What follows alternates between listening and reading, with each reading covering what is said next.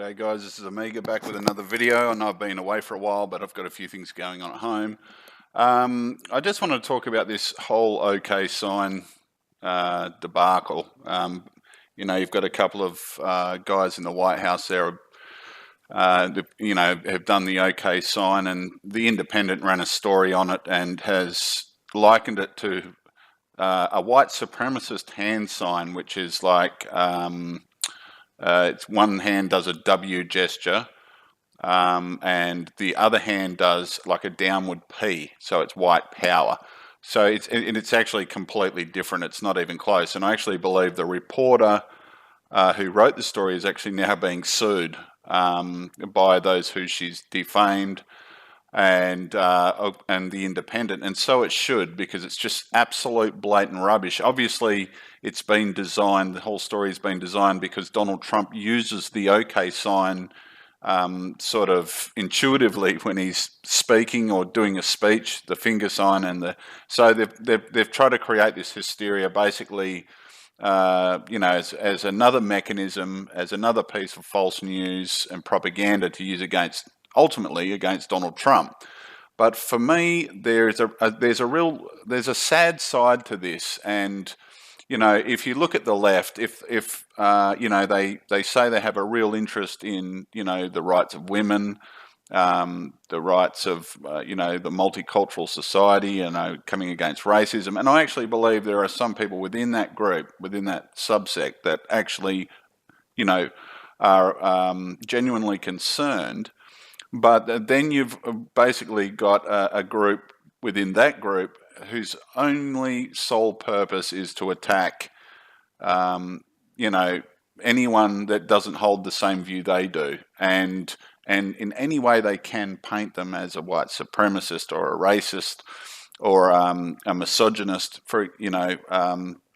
Is another one. Now, the saddest thing about that is what they're doing actually runs counter to everything they're trying to achieve.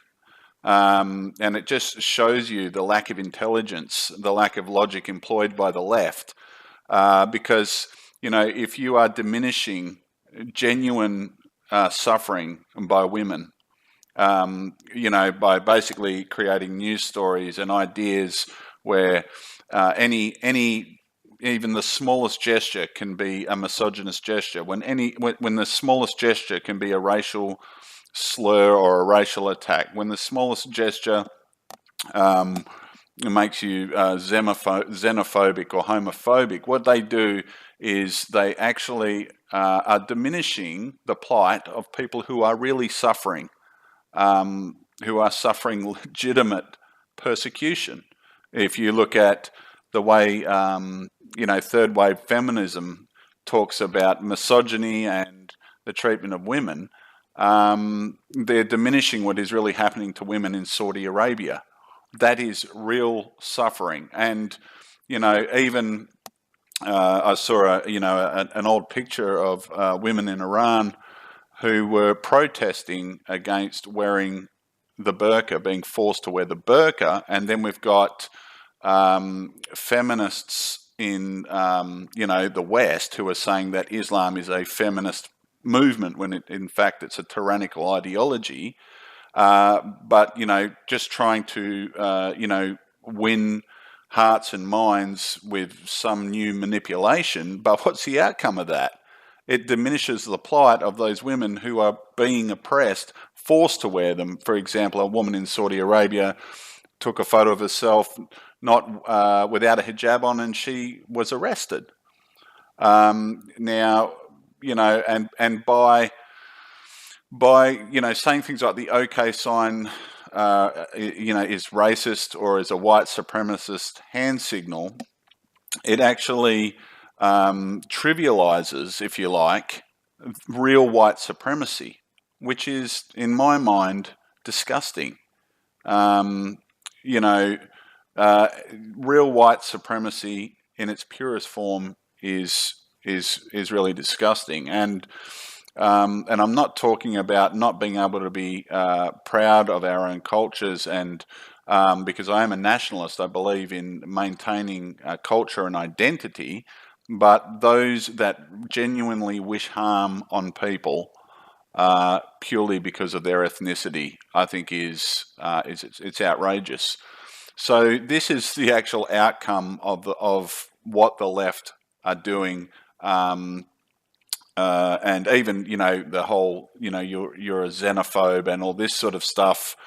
It also creates a protectionism for those that are carrying out these atrocities, and labeling anyone xenophobic for speaking up against things that are happening in Islam then allows these perpetrators of these heinous crimes and acts to continue on oppressing women, murdering innocent people, blowing up churches, beheading, entire groups of people in towns, burning Yazidis, Christians alive, young women, rape, and torture, and it just goes on. It diminishes the fact, and it diminishes the debate by trying to stifle it by using these labels. So at the end result is this: if these people really care about persecution, if they really genuinely care about racism and misogyny, they will stop trivializing,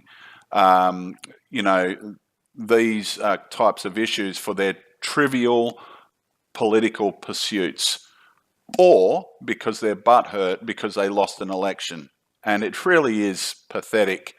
And I know that most of my listeners are smart enough to recognize the difference, and like me are probably pulling your hair out at the absolute moronic, the absolute moronic sort of pathway these people take. Anyway, thanks guys. This is Omega. I'll be back in whenever I can with another video. Until then, I'll catch you soon. Later.